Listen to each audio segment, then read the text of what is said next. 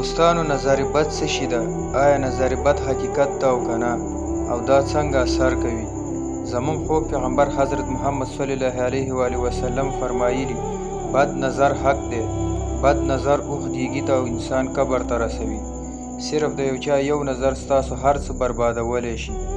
د الله تعالی په دې کائناتو کې داسې رازونه موجود دي چې نن هم ساینس د هغو د پیژندلو نه عاجز دی. لکه د یو انسان سترګه څنګه د بل انسان لپاره د مشکل جوړولو سبب ګرځي.